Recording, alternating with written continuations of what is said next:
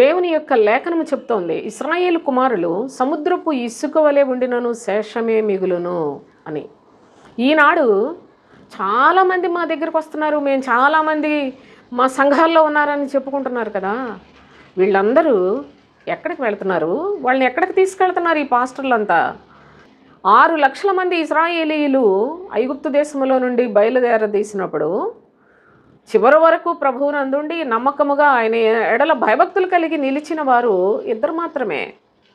ఇజ్రాయేలు అంటే ఆయనకు స్వాస్థ్యమైన సంతానముగాను, ఆయన కోరుకొనిన సంతానము, ఆయన పేరు పెట్టబడిన జనాంగముగా వారు ఉన్నారు. కానీ ఈ రోజుల్లో ప్రభువైన యేసుక్రీస్తునందు ఆయన పిల్లలుగా బ్రతుకుతున్నామని చెప్పుకుంటున్న మన యొక్క జీవితాల్లో నిజముగా దేవుని యొక్క చిత్త ప్రకారంగా జీవిస్తున్నావా?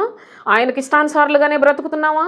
మరణం వరకు నమ్మకముగా ఉండండి అని చెప్పిన ప్రభు యొక్క మాటలలో నమ్మకత్వాన్ని కలిగి సత్క్రియలు కలిగి ఉండండి అని చెప్పాడు కదా. సత్ప్రవర్తన కలిగి మనం బ్రతుకుతూ ప్రభువుకు సాక్షార్థంగానే జీవిస్తున్నామా?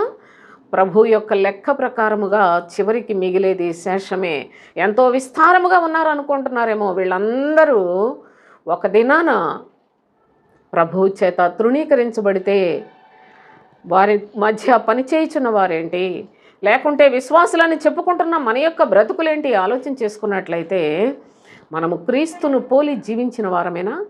క్రీస్తును పోలి జీవించిన వారే ఆయనతో కూడా సదాకాలం రాజ్యం చేస్తారని లేఖనాలు తెలియచేస్తున్నాయి. కనుక దేవుని యొక్క చిత్తానుసారులుగా శ్రేష్ఠుల యొక్క అడుగుజాడల్లో నడుచుకుని ఆయన రాజ్యానికి సిద్ధపడుతున్నామా? మనలో మనమే పరీక్షించుకొని ప్రభువునందు విశ్వాసముతో ఇకనైనా జీవిద్దాం.